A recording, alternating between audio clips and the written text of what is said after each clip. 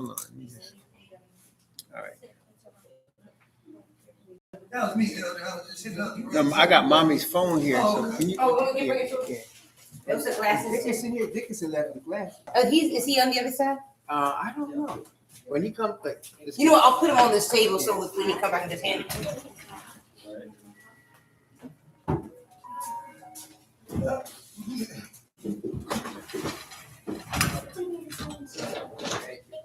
Welcome.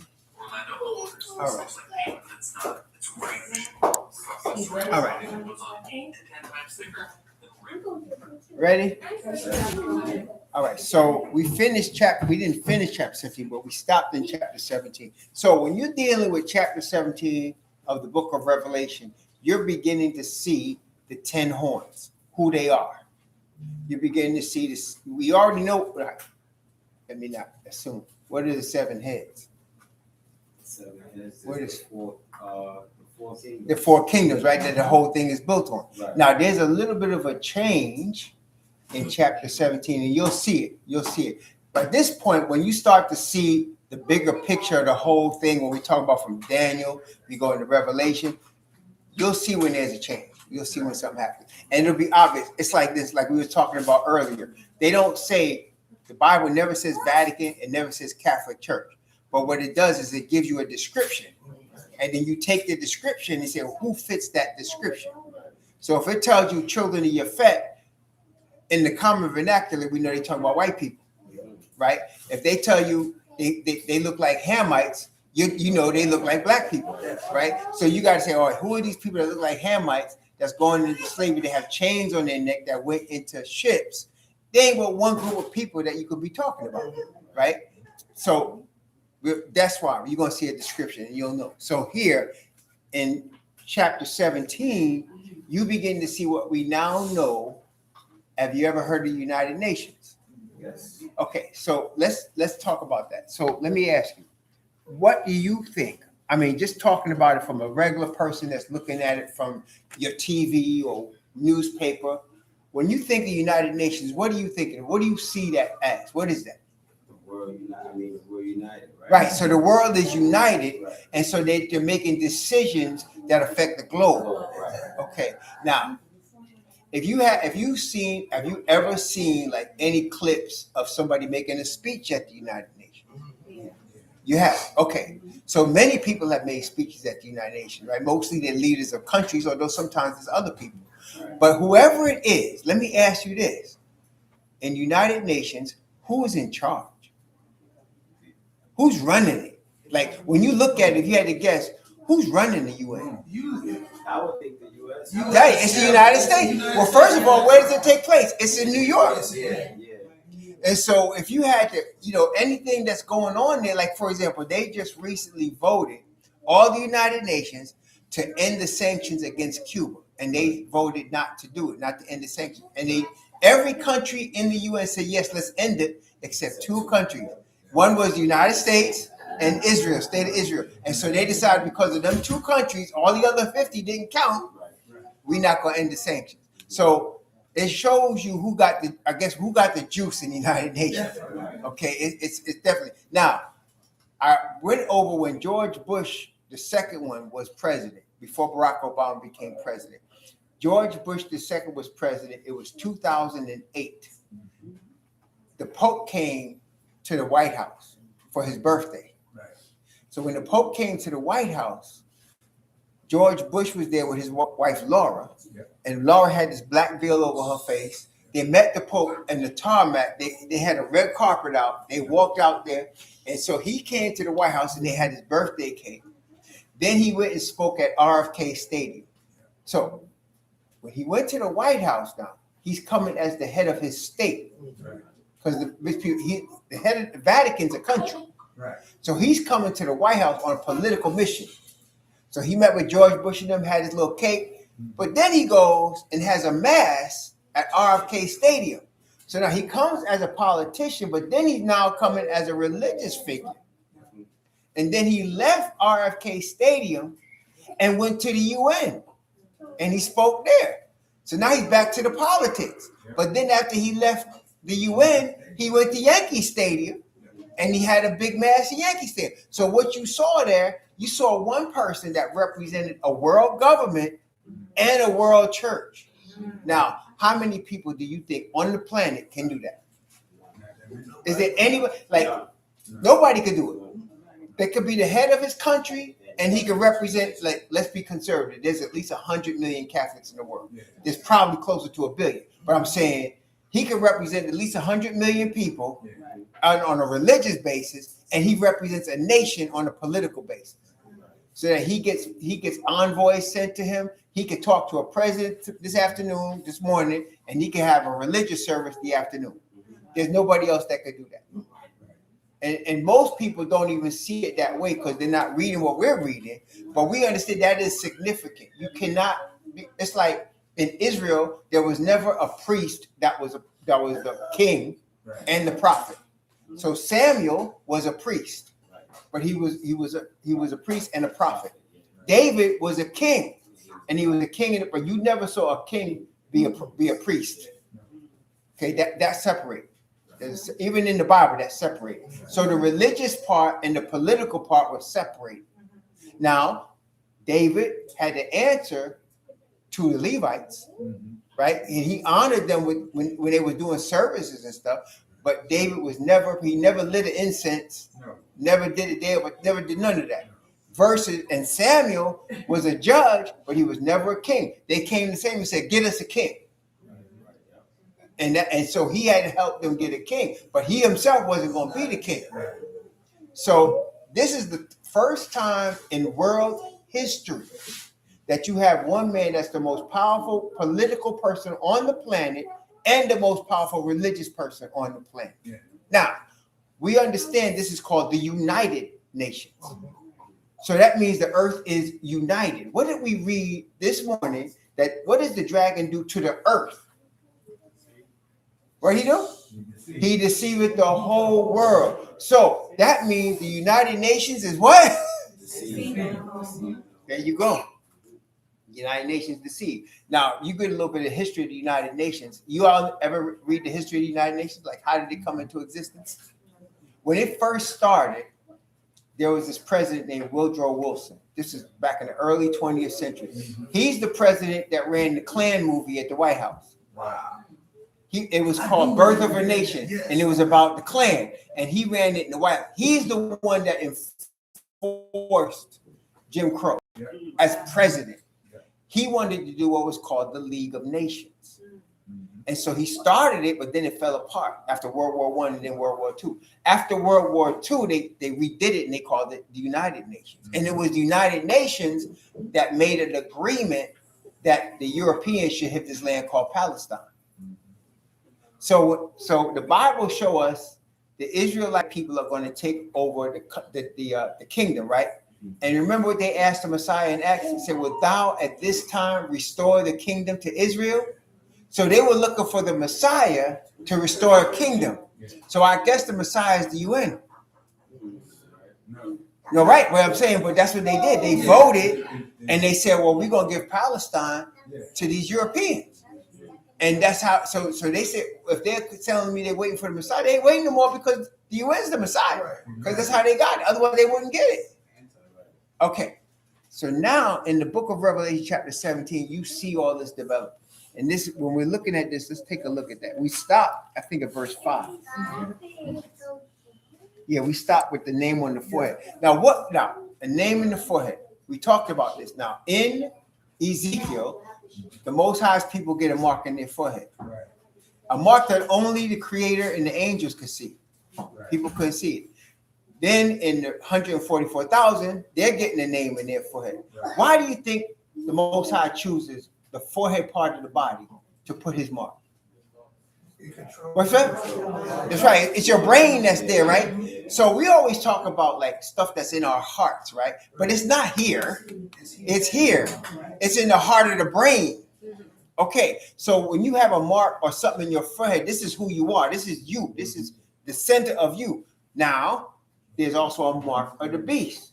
Now, I could go either on your hand or on your forehead, one or the other. Okay. So here in chapter 17, we see this woman, this harlot, she had on her forehead, mystery Babylon, the great mother of harlots, abominations of the earth. That's who she is. Now, she can come with a white outfit on. She could be doing like this to everybody, right? But the Bible is telling us what it really is. So they might smile at us, they might look nice, they might smell nice, but that don't mean nothing. Not only that, what does it do to us? What did it say it did to us? It said it shall destroy the mighty and the holy people, right? In fact, Revelation 13, let's put it what it said. In Revelation 13, it said, verse 7. What does it say? Revelation 13:7. And it was given unto him to do what? With who?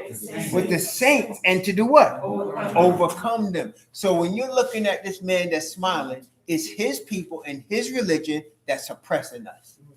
And you can protest. I don't care what you do. You can't stop it because the word says it's going to happen. Okay. So now what we are hoping is the word comes to pass and that the kingdom's restored to us.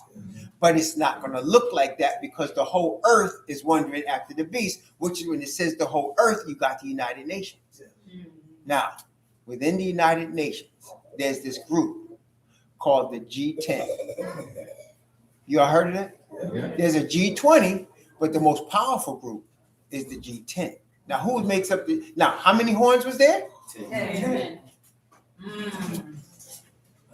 How many horns was there? 10. Now, the original 10 is not there. The three left. And how many it said? 3 got plucked up. Three is out, but 3 took their place. So you got the original 7 of the original 10, which is European, but then you got Japan, Canada, and the United States. Those are the 3 that took the place of the 3 that was down. And now, really, if they tell you, if you look up G10, it'll show you 11 nations. So I was like, why is there 11 nations? Well, Belgium and the Netherlands was one kingdom, and they got divided. It was called the Kingdom of the Netherlands. But then Belgium got its independence. But in terms of what we're talking about, to them, it's 10. It's 10. Okay. So now you're seeing the pattern between what this book is going to tell us and what we're actually seeing in front of us.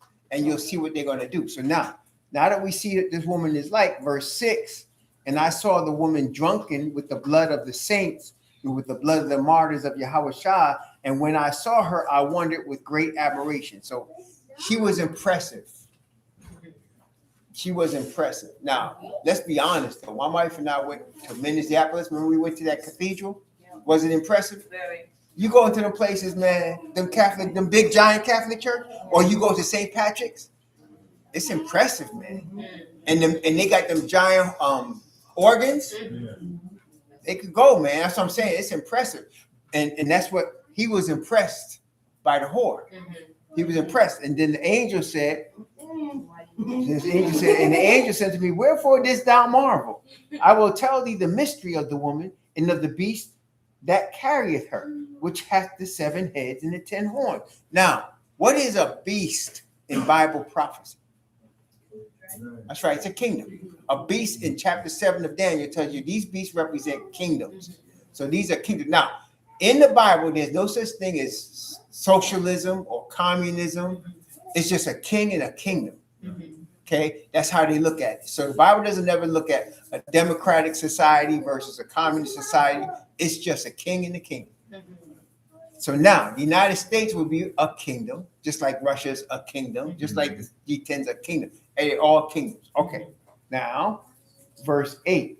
The beast that thou sawest was and is not, and shall ascend out of the bottomless pit and go into perdition. And they that dwell in the earth shall wonder, whose names were not written in the book of life of the foundations of the earth, when they behold the beast that was and is not and yet is. Now let's think about that. So it used to be, and consciously is not anymore, but yet it really still is. So, okay, so we're talking about Babylon. Where's the first time Babylon is mentioned in the Bible? Genesis. Right. So that's the first time it's mentioned. It's Nimrod's kingdom. Right. Then you see it later with Nebuchadnezzar. Okay, but you don't see it now. That's why people are still looking at Iraq. Iraq ain't Babylon. It used to be where it was, but it ain't no more. So now there's no kingdom of Babylon, at least it looks that way. And yet the book of Revelation keeps telling us about this kingdom called Babylon. So then it says, it was, but it is not. So there is no world empire here called Babylon. There's no world empire, but it said, and yet it is. So it may not be called Babylon, but all of the characteristics that make Babylon makes this kingdom.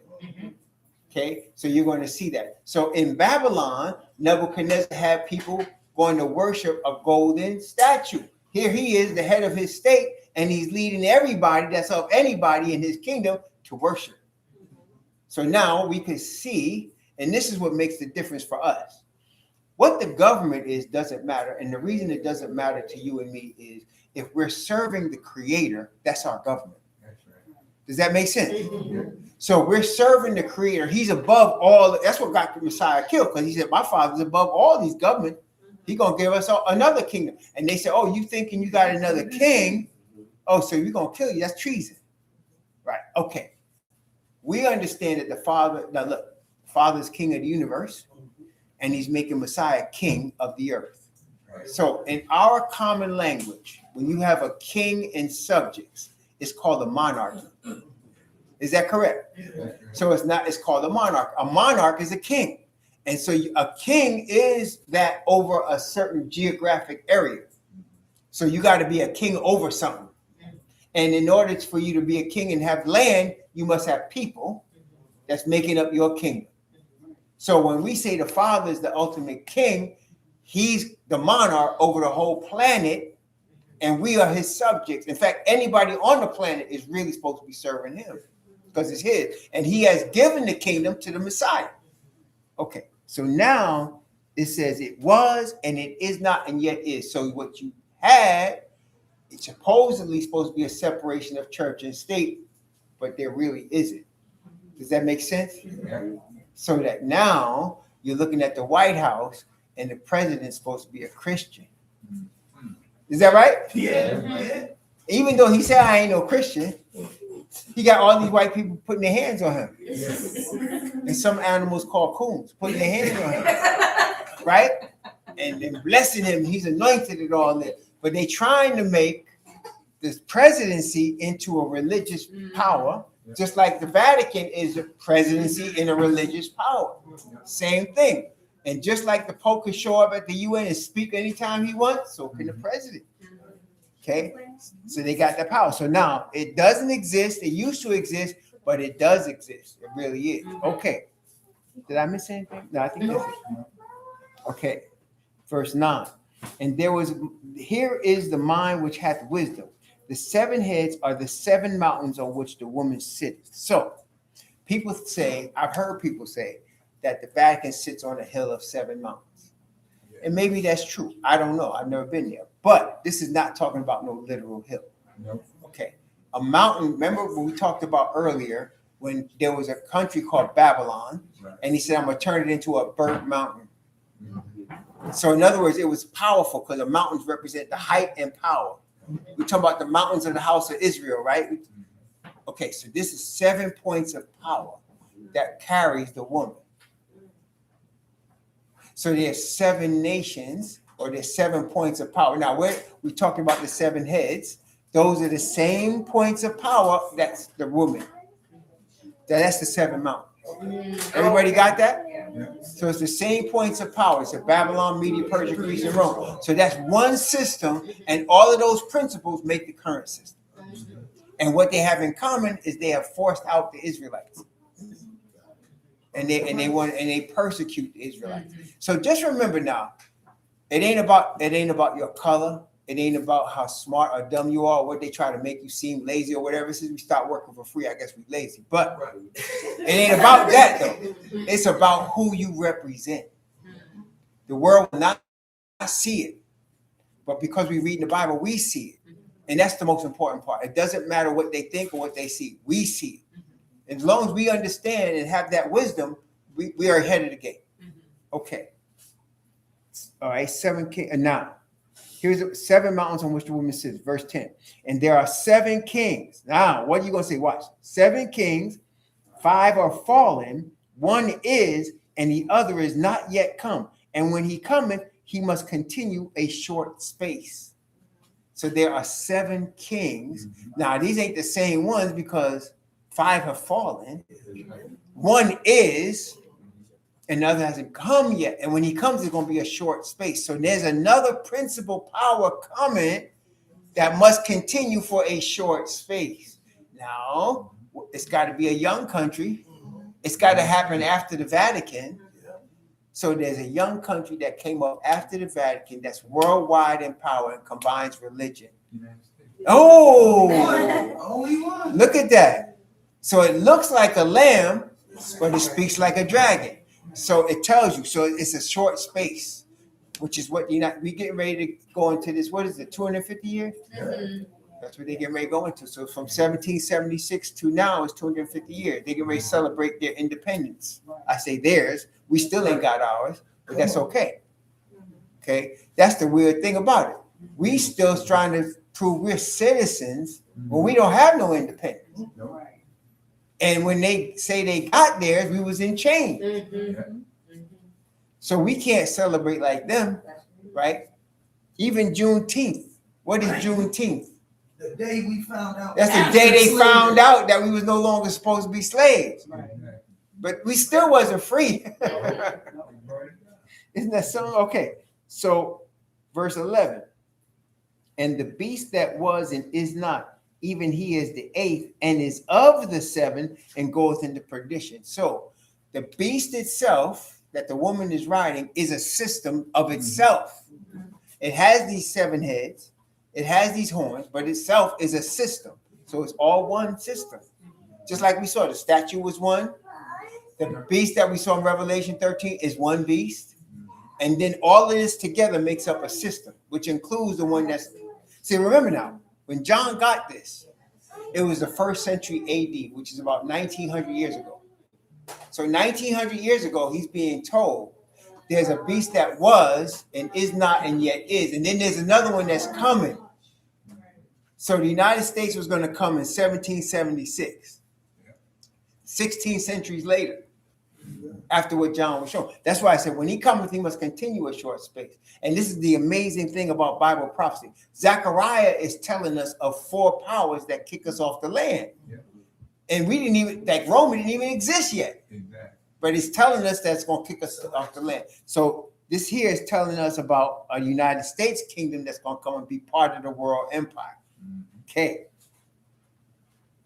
Verse 13. Oh, wait. Verse 12 is powerful. Wait. All right, wait. Here you go. Verse 12. And the 10 horns which thou sawest are 10 kings which have received no kingdom as yet, but receive power as kings 1 hour with the beast. So this is a strange thing. So if somebody says you're a king, you just don't have a kingdom. Does that make sense? Like, how could you be a king and not have a kingdom? But they're saying you're a king and you haven't got your kingdom yet, but you're going to get it. So in other words, we are waiting for our kingdom. We haven't received, and the Bible says we are priests and kings, but we haven't gotten our kingdom yet. But this power is telling the horns, you are kings, but you ain't received your kingdom yet. And remember what the disciples asked him, wilt thou at this time restore the kingdom to Israel? So what were they asking? When are you going to make Israel the top of this whole thing? So this power is saying they're going to be the top of the whole thing.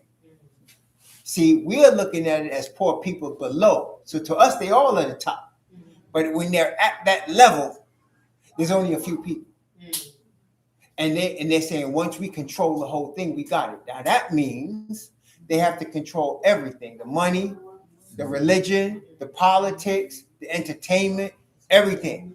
They got to control everything. So when they do that, they are kings.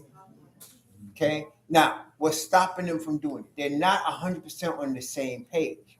That's why Netanyahu's arguing about wanting to still have the United States in this war, and the people of the United States don't want it. That's why Islam don't completely agree with Christianity or completely agree with Judaism. They'll stab you up for talking about Muhammad, and they've done it. So they're not completely on the same page yet. But the Bible is showing us they're going to be. They're going to be. Okay, for an hour. All right. Now, how much time in Bible is an hour? So it's 2 weeks. So they're going to bring it all together for about 2 weeks. Now, chapter 17 is getting ready to show us how they're going to mess up. And it's the same way Nebuchadnezzar messed up. What did he do? That's right. You was all right until you called some Hebrews in there and tried to get them to buy. That's when you messed up right there. That's when you messed up. So it's going to be the same thing. They was going to be fine until they came at us. That's when they got a problem. So he's going to show us here. All right, wait, let's take a look. These have one mind and shall give their power and strength unto the beast. So the conglomeration of this empire, they're all going to be down with it. I don't care what country it is. They're going to be down with it. Okay, then verse 14. These shall make war with the Lamb. So war is against who? All right, now this is interesting. We saw the war before, but the war was against a woman. Right. But this time, he's making war with the man-child. So, if I remember one time I got jumped by these dudes, they rolled on me, right? You know why they rolled on me? Because my cousin had messed them up. I didn't know my cousin messed them up. I didn't even know who they was. And I'm like, who are these people rolling on me? And it's because of my cousin. So it's the same thing. The Messiah is our cousin. So who are they going to roll on? And they won't be fine until they start rolling on us. And he going to say, wait, you messing with my cousins. We are on our way. Okay. These shall make war with the Lamb, and the Lamb shall overcome them, for he is Lord of lords and King of kings. And look, they that are with him are called and chosen and faithful. So that's where they mess up again. Their system is going to be targeting us. Now, there's only one point of emphasis that they can target us on, like Nebuchadnezzar did, is because of our worship. Okay? Now, if you have opted out in your mind or heart with the systems of religion, you are going to be standing out. You don't stand out now. You know, you can go to the store, nobody's bothering you. You got your driver's license, you got your passport, whatever. But then it's going to be different. And if you remember 9/11, they was taking all the assets of Muslims. How did they tell? Are you Muslim? Are you Muslim? Matter of fact, years ago, Muhammad Ali's ex with her son came and they said, you Muslim, you can't come in the country. Right. And it's what's your name? Muhammad Ali, that's a Muslim name. And they said, so there'll be something to say, what church are you going to? Right. Even when you join the service, don't they ask you, what are you, Baptist, Pentecostal? When you join the service, it's going to be something like that. Which religion are you? Baptist, Muslim, which one? And if you say none of them, are you an atheist? No, not an atheist. Oh, what you doing? You might be. Now, what were they saying about the Muslims on 9/11 when they started doing all this? What they were suspected? What terrorists? Suspected terror. Now we ain't blowing nothing up, but listen, I don't believe the Muslims blew that one out. But they made it seem like they was all terrorists. What they call them? Radical Islam. They can make up a name and you could be an angel today and a demon tomorrow. Malcolm said that. They can make somebody good. He said, they made me sound like I was violent. He said, I can save a baby's life. And they'll say, that violent Malcolm X saved the baby's life. But the media can make you sound like anything they want to make you sound like. What's the chime? Black Hebrew Israelites? Yes. You say the Black Hebrew Israelites. And they got that on now. There's a list now. They got Black Hebrew Israelites on the list. That's why we don't call ourselves Black Hebrew Israelites. Because to say there's Black Hebrew Israelites, that means that there's Chinese Hebrew Israelites. Right? You just either a Hebrew Israelite or you're not. Got nothing to do with white or black. Matter of fact, as we know, where did white come from? They discovered it. Right? There was no race of white in the Bible. There's no race of black in the Bible. Okay, so they discovered that, and that's now we have this category that's worldwide. People go to any country, do they accept black people? They'll ask. They don't even care, but see, that's what they got in our minds because that they've trained us.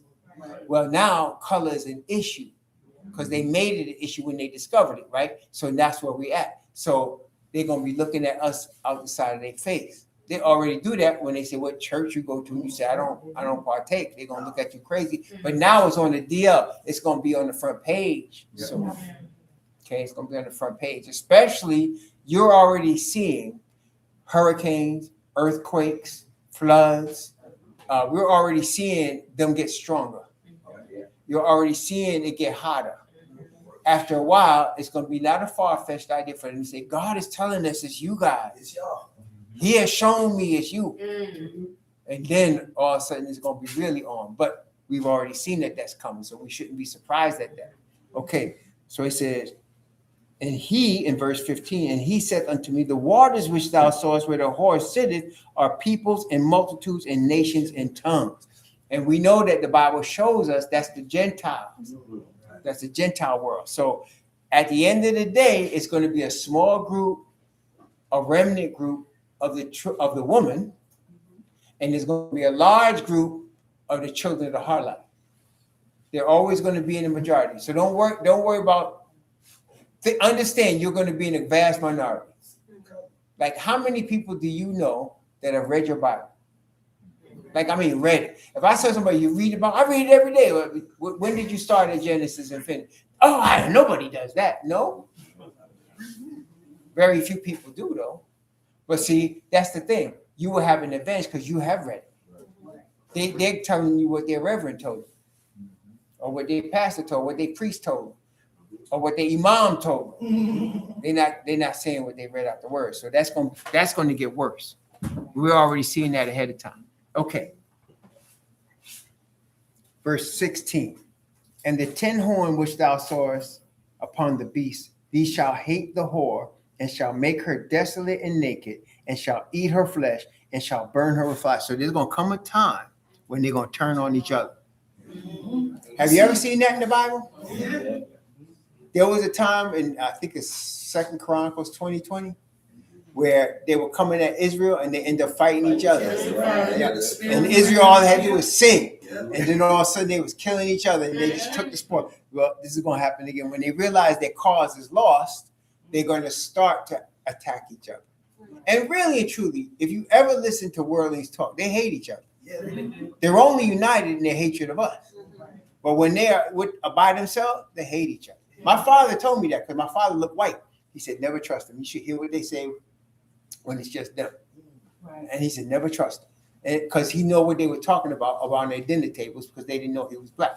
You know, so it wasn't until his sisters came that they realized who he was. And he said, that's when everything changed. That's when everything changed. Okay, verse 18. And the woman which thou sawest is that great city which reigneth over the kings of the earth. So again, this harlot is a political and a religious power, and it reigns over the earth. Which, and again, We at 17. yeah, we're at 17. All you got to do is see how the news media treats the Vatican. How do they treat it? Like when they get ready to choose a new pope, do they cover it? Who covers it? Everybody. They'll preempt your regular programming to see the black smoke come out, right? See the black smoke come out the chimney. Oh, they've chosen a new pope. You know, they'll preempt your regular program. And if the pope makes a statement, you're gonna find out about it. Okay, so that's what I'm saying. So that's why the woman reigns. It's called, again, a great city. It's not necessarily like a New York or a Philly or something like that. City could mean the whole system. Okay, it's the great city that reigns over the kings of the whole earth. And it says it reigns over the kings. That means it reigns over the most powerful people. They're under the same fair power. Now, We had skipped verse 17. I did. Oh, here it is. That's right. For Yahweh had put in their hearts to fulfill his will, to agree, and to give their kingdom unto the beast, unto the words of Yahweh are fulfilled. Okay, that's important because this again is what he said is going to happen. Right. See, so now this is the thing. Either you in or you out with that. So that's what I'm saying. If you have any doubts about the Bible and you want to put it down, you're not going to get a fight from me. But I'm all in with this word. So if it says it, I'm believing it's coming. I may not see it right off, but I know it's coming. What he is showing us is a couple of things. We have seen what they think. The Bible said in his heart, this is what he wants. when they showed us what the devil believes, it didn't say what he said. It said what's in his heart. So we're seeing behind the scenes what nobody else is seeing. We're seeing the thought process, and what their aim is world empire. Now, why would you think they want a world empire? What do they want that for? Why can't we live and let live? Control, power. That's right. Because look, we can want world peace, right? Mm-hmm. But if there's one greedy, powerful person, just one, you ain't getting world peace. And so somebody said, we're trying to save the earth. I said, as long as there's greed on the earth, you will never have world peace. Because there's always somebody that wants what you have. And they want more. There's always somebody like that. It's not like we all wants to share. Communism is really a designed commune. It means they're supposed to share all the assets. But if you look at China, there's just a few dudes at the top that control the whole thing. And it's supposed to be communism. So nothing really will exist that they want to be whole and righteous and beautiful unless greed is gone. And greed can only be gone when righteousness is here. Okay? So that's why no matter what they say, no matter how much they come together, that's what the Bible said, they're not coming in truth. Because as long as they're greedy people on the earth, you ain't going to get it. Everything with children, somebody gets an ice cream, right? They'll eat theirs up and they're looking at yours. Right? They eat theirs like it was mine. Mom said, where's your ice cream? I said, gone, man. And I'm looking at hers. Right? We was in Colombia. I had this pistachio, what was it? Avocado. She said, what happened to the avocado? Man, that was good. Can I get some of yours? But see, that's greed though, right? I done had mine, I want yours too. But that's going to always exist until all sin is destroyed. And that's why we are going through a process now of having sin taken off of us. Yeah, see, that's the justification process to have us without that. So we don't be greedy. Okay, we'll be in the earth. We can all share everything. There's no problem. But right now, as long as there's a Trump, a Bezos, there's going to be somebody greedy. There's going to be somebody greedy. It's somebody that want everybody to bow to him. Right. That's going to exist. As long as that exists, there ain't going to be no world peace. Ain't going to be no world peace. That's how David got in trouble. He can have any woman he wanted. He chose a married woman. Right? He can have any woman he wanted. He said, who that? That's so-and-so husband. Oh, come up to my room. And she came. That was the start of the problem. But it's because he was walking across the roof as the king, nobody could tell him anything. See? So Daniel was the only one able to handle power. And guess what happened to Daniel anyway? He was a eunuch. And he was not born a eunuch, he was made a eunuch. Exactly. So there were certain parts of life he wasn't interested in. Right. He wasn't going to have no offspring. That's right. So David could have all that and he couldn't handle it. So that's what shows you what man does with power. And so that's why they have not received their kingdom as yet, which means they have not gotten absolute power yet. But the Most High is stopping them for one reason. Or should I say 144,000 reasons. Right? That's the only reason they don't have it. That's why they say, hold the winds until we have sealed our servants. So it's not about what they're doing. It's about what we're doing. Are we getting ready? Because what they do don't matter. When you see them making moves toward the things that we're reading about, it's only meaning we're getting closer to our seal. Otherwise, they wouldn't be able to. So they can't do anything that they're not allowed to do. And that's what he told Pilate. You would have no power at all except it was given to you. That's right. He said, therefore, he that delivered me has the greater sin. They can't do nothing that our Father don't allow. Okay, remember that. Don't worry about them. They could be marching down streets. They're going to be coming with tanks. They're going to have all the big bullets and the big guns. Don't worry about that. Don't worry about that. That's why we got to grow in the Father's spirit. Some people believe just babbling means something, but it don't mean nothing. When you standing in front of a tank and they coming at you, that's when it means something. That's when it gets real. So we pray the Most High that he keep all of us strong and safe and ready and guide us to where we're supposed to be so that when that time does come, which is coming shortly, we'll be prepared for it. Any questions? In 17, he says he hardens the hearts of the leaders, right? Kind of like he did with the Pharaoh. That's right. Well, Trump, like you said, That's right. One day he said, "No, I ain't sending 500." That's right. The next day, nope, he's sending 500. Right. Confusion. That's right. Confusion. Most are doing that. Oh man! As soon as he thought the heat was coming off him, he started getting stupid. But that's what happens. So some people are gonna be begging until they think they're in power, then they change. It's like somebody that ain't had no money, all of a sudden they inherit something. You'll find out. Yes.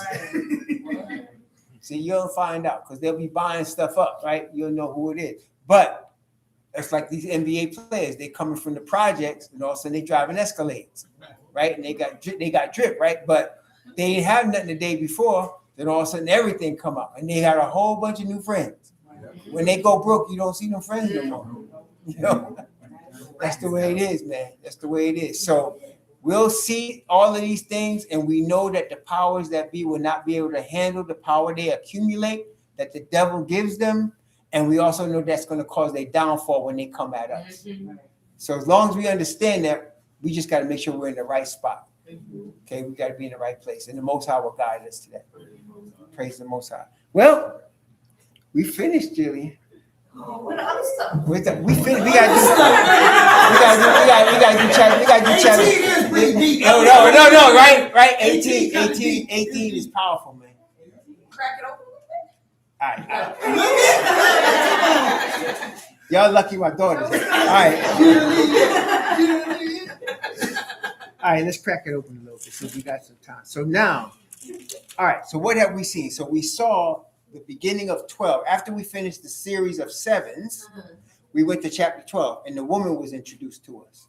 The woman had a baby. The woman's baby was threatened by the dragon. Then the dragon was mad at the woman because he couldn't get to the baby. So he's trying to kill the woman. Then we see this beast that's a world power that also hates the children and wants to persecute them. And he gonna get a partner that's a little smaller and younger than him to try to do his dirt. But then we see the 144,000 sitting on the top of Mount Zion, and then they're coming from the sixes, but they got this seal on them. And they have this message, and then they get harvested up, and the ones that's clustered and left, they get something else. Then we see the song of Moses and the Lamb and the harps, and then we say, oh, that's where we are. Where they at? Oh, here come the plagues. Then the plagues come down, and then after the plagues, he's going to say, let me explain to you about this harlot. And so that's what we just finished reading. So this is the United Nations coming together. Before the 20th century, there was no United Nations. They tried to do it before and they couldn't do it. That's why when Woodrow Wilson came out, we called it the League of Nations. It didn't work at first because World War II, World War I came. But now, at the end of World War II, they got the United Nations. That's the beginning of what 17 is talking about. So we've seen a lot of things about the Pope and about the Vatican, about the world system in Daniel. We saw it in Revelation, but in chapter 17, it brings it to where we at right now. Now, when we saw chapter 13, we saw the beast. In chapter 14, we saw the 144,000. So now we just saw the United Nations. There's got to be an answer. That's chapter 18. Okay, so now chapter 17 is the world powers coming together. And they come together against us, and they try and dominate the whole planet on every aspect of life. The answer to that is in chapter 18. So now, chapter 18, beginning at verse 1. And after these things, I saw another angel come down from heaven, having great power, and the earth was lightened with his glory. Now, when you saw an angel, what's going on? A message is coming. Who did the message come from? Okay, so the Father has a message. He gave it to the Messiah. Messiah sent an angel who brings it to a servant. So here you're seeing the angel part. So the angel is bringing a message, and we already know who he's bringing it to. So he's bringing it to the servants. Look, you and I got awakened because an angel came. It wasn't because we were smart. An angel came with a message and told us, this is who you are. And then we started reading the word, and he's showing us this is who you are. That's why we got open, our eyes got open. So now there's going to come a time when all of us are going to receive a message. And it's going to have notes. It said the earth was lightened with his glory. So this is a worldwide message. It's not a message for just one neighborhood or one city or one state or one country. It's a worldwide message. Now, why is that? Why is it a worldwide message? Why isn't it just Wait, what? That's right. Because, okay, now, you remember, in the Bible, when they first came with the message of Pentecost, they brought it to only the Hebrews. Then they came a point where they scattered and they went everywhere. And at first, they still were only looking for what they call Hellenists, which are Greek-speaking Hebrews. And then after a while, Paul was told, you're going to get his message to Gentiles. Paul was showing that. So we are going all over the earth with this message, a small group of us. There's not going to be no internet. There's not going to be no money. He's going to have us all over though. And we're going to give the message. And it's because we are scattered. And Gentiles are also going to receive the message, just like before. Okay? Now, that power comes from the Heavenly Father. Verse 2. And he cried mightily with a strong voice, saying, Babylon the great is fallen, is become the habitation of devils, and the hole of every foul spirit, and the cage of every unclean and hateful bird. That's like that part. What's that movie where he said, okay, now you effed up? What was it? It was Man in Society. They questioned the homie. He said, see, did you come at 8 o'clock? Or was it 9 o'clock? I think it was. See, now you just messed up. So when they came at us in 17, the answer is, okay, now you messed up. Okay, you messed up. Babylon is fallen. The reason it's fallen is because they came at us. So the problem is, we can look at like, what's that actor's name? The boy had to. Yeah. So okay, that's where you messed up right there. So that's why I said it's fallen. You don't went too far. It's over now. Okay, now.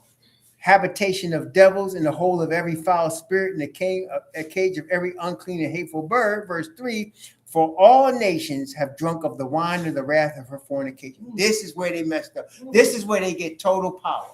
All the nations. See, right now, they're not completely one. That's why they're still attacking like Iraq or Iran or Muslim nations. They're not completely one.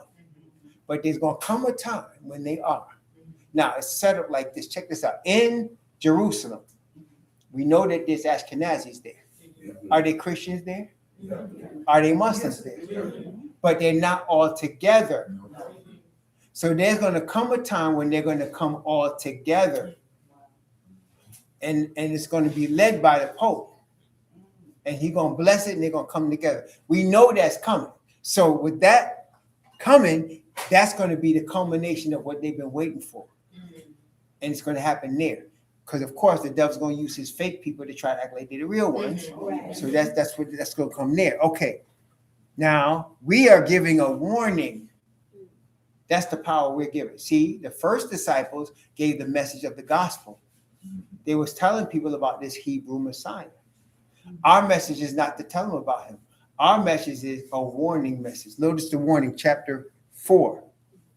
And I heard another voice from him saying, come out of her, my people, that ye be not partakers of her sins, and that ye receive not of her plagues. So our warning is right before the plagues come.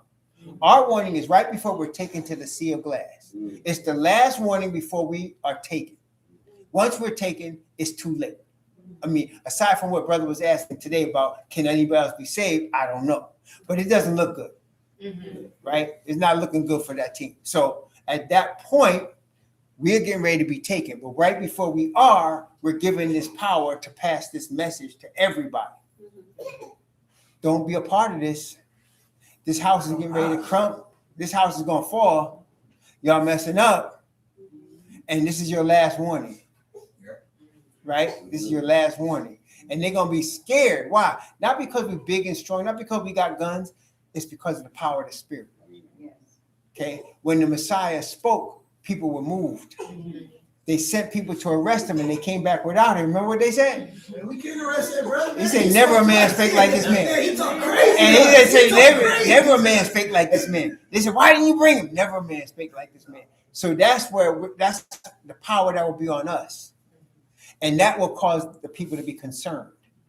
Is that what they're saying true? Right. Somebody goes, oh, they drunk, they crazy. And somebody goes, say, nah, Them people ain't different crazy. about them. I Yeah, ain't something touching it. different. I ain't gonna touch it. Right, something different. And there's going to be a minority of people that are in the latter category. But that's what we're here for. So nobody can really say that the Creator doesn't care about the whole planet, no matter where you come from. He's sending out the 144,000 with that power for that purpose. Come out of her, my people. Okay? Because you're going to be partaker of their sins and you'll get what they got coming. Okay? Even now, I've already kind of started that. Somebody said, black people are lazy. I said, you're going to get what you got coming. And they get mad. Oh, I ain't threatening you. I'm just telling you, you get ready to get what you got coming. And we've been, he who is last is going to be first. And he who is first is going to be last. So, and that's really what's coming. So now, verse 5. For her sins have reached unto heaven, and Yahweh hath remembered her iniquities. We know this because, now, remember the atonement. The Day of Atonement. The door is open for the priest to go in, and the door is open for the priest to come out. We saw in chapter 15, the door was open, and nobody was going in. It says only was coming out, and nobody could go in until the plagues were finished. Remember that? Nobody could go in there because of the smoke until the plague was finished. So now we saw somebody coming in, and that means when he comes out, their sins have reached unto heaven because they're not blotted out. Day of Atonement blots out all sin and seals the people that are praying in the temple. Remember, he said, out of court, leave that out. That's for the Gentiles. Right. That's not for us. So then it says their plagues have reached unto heaven. That's the point of no return. That's it. And that's why I say, there's going to come a time where it really is too late. Except for those ants and those roaches that get out. Right? But other than that, the most of people are going to be where the rubble is. Yeah, but that's the situation. So it says her sins have reached in heaven and will be given that message because we'll be given the Spirit to understand this is it. And we'll know that the next faces we see will be our kingdom, our king. See, so we understand that. So they don't understand that. And there's a lot of people, that's what the 1,000 years are for. There's a lot of people that don't know what we know. And they'll take that time to learn what we know. There's a lot of people that don't know. There's a lot of people that died. John Brown was a white man that fought for us. He was hung. He don't know what we know. He just was fighting against injustice. He's resurrected. He'll know what happened, why. The Bible says he'll show the Gentiles what happened and why and who his name is. So there's going to become a time when there's a lot of folks that died in ignorance, but their hearts were pure. And we don't know who they are, but the Father, he does. And so he'll know who they are, who is his. And so at that point, we'll be given the message that is y'all at the point in overturn. No, Babylon is falling. Now you messed up. You're done. And we won't be having no food and no water. And we'll be sustained. Nothing again. We should be growing. All our hair should be growing out. We should be looking all like Samson, right? But we're gonna be kept. The Most High keep us like He kept our fathers. That's right. Like He had no food, no water, and He came down with His face glowing. We're gonna be experiencing stuff like that. We are going to fast 40 days and 40 nights, and it's not gonna be because I just decided to do it. It's gonna be a led by the Spirit thing. And so don't worry about that. He will give you power to do what He needs you to do. The power does not come from your exercise. It comes from Him. Okay? And so He gives that when we need it. And this is when we're going to need it. So now that's the point where we're giving the message that y'all are at the end now. That's it. See? So we can't give this message yet until we receive the power. Just like the disciples, the Messiah said, wait at Jerusalem till you receive power. So He told them to wait until they got the power. We are also being told to wait until you get the power, right? So that's a special power that only comes from the Heavenly Father. That was Pentecost, right? Yeah. It was after? That's right. So right before Pentecost, He said, wait at Jerusalem until you receive power. So they were waiting there for that so that they can bring the message. He said, when you receive the power, you're going to be witnesses unto me. So now we just read, this angel came down with great power. Okay, we haven't gotten it yet. When we get it, we're going to know. Ain't nobody going to have to guess when you get it. When Moses came down with his face glowing, ain't nobody had to, wait. He had it. It was given to him. Same with us. Same with us. So what we're dealing with is the most serious thing, really. Can't stress enough. It's the most serious thing that has ever happened in the history of the planet. That he is preparing a group of people on the planet that nobody cares about and nobody knows with his power. Okay, for his purpose. And when we open our mouth, they're going to know. They're going to know. So that's the situation here. So chapter 18 is the answer to chapter 17. They got their UN, we got the power. Okay, and it's going to come down to that. And just like Moses, nobody saw the Father. They saw that glow on his face, though. Right? He was hiding from that glow. Nobody saw the Father, but they know he had been with somebody. He told them he was with the Father. And he did that twice, 40 days and 40 nights. He did it twice. He came back after the first time and broke the table. Then he went back. Then the second time. And he said, hold out 2 more tables and come on back. And he did. So here we go, brothers and sisters. We are what the Bible is talking about. We are chapter 18. Okay, we are chapter 18. God, by the grace of the Father, all of us. And let me just make, I heard Brother Dickinson saying something, and I want to make this clear. We are not these people because we deserve it. Facts. We are these people because we've been chosen to be. Does that make sense? Yeah. So you can't earn 144,000. You're chosen. And it's the Father's will whether you are or not, but you always hope to be. I'd rather be than not be. Right? So if that's what you desire now, very few people on the planet hope to be 144,000. They don't even care what it is. Right? They don't even care what it is. We see it, and we say, man, they got the glow, they got the power, they right with the Father. Right. We want that. We want that. Ain't nothing wrong with wanting that. There are people, I used to pray for $1 billion. And I know obviously it wasn't answered, but I'm saying I prayed for it. I told her, well, I'm going to be a billionaire. We giving up everything. She was scared. She should have been. She should have been. But I'm praying now to be among that number. I'm praying to receive that seal and that power. And we should all pray for that. Because there's not that many people on the planet that's going to be in this truth. It's just not. There might be, seem to be, but that number is going to go down. When it really come down, it's going to be like Gideon's 300.